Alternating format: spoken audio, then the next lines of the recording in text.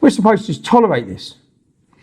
And whilst Luton is imploding, the BBC are out to discriminate against anyone who's straight, white or male. Straight, white, male, and then you've hit all the targets for them. So the BBC posted a job advert offering exceptional and unique opportunity to train as a broadcast journalist. Sounds like a great opportunity for anyone, right? Little white kid, little black kid, little Asian kid. Great opportunity. Only there's one exception. Only open to candidates from black, Asian or non-white ethnic minority backgrounds. So discrimination. Forced diversity.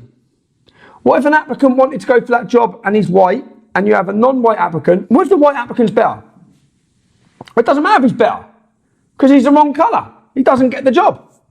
If this was any other reverse roles, if there was any logo or any sign telling people to apply for a job but don't if you're black, don't if you're Asian, because this is only open to white people, they'd be jumped all over with legal hoop after legal, they'd be attacked by everyone. This advert was placed by a group called Creative Access.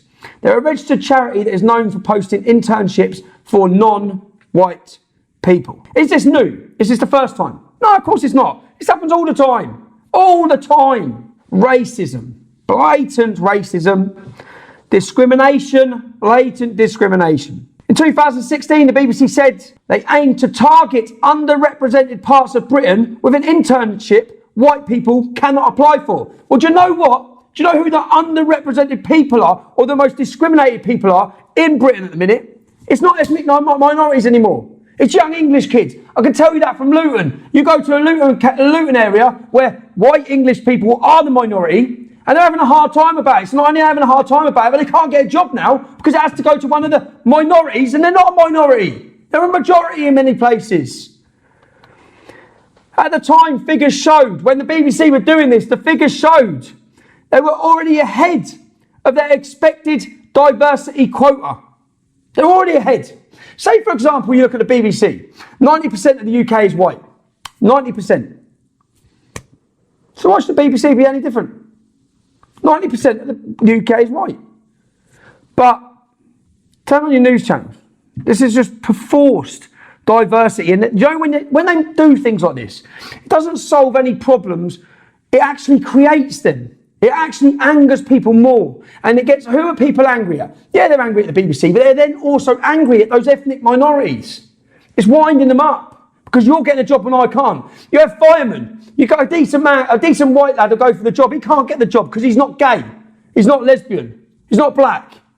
That's what's happening. Then we have a look at the Equality Act 2010. This was championed by feminist, I've got a sweat on from this. Championed by feminist Harriet Harman. It actually means that managers will lawfully be able to hire a black man over a white man, a homosexual man over a heterosexual man, if they have the same skill set. So, who decides if they have the same skill set? Who's that down to?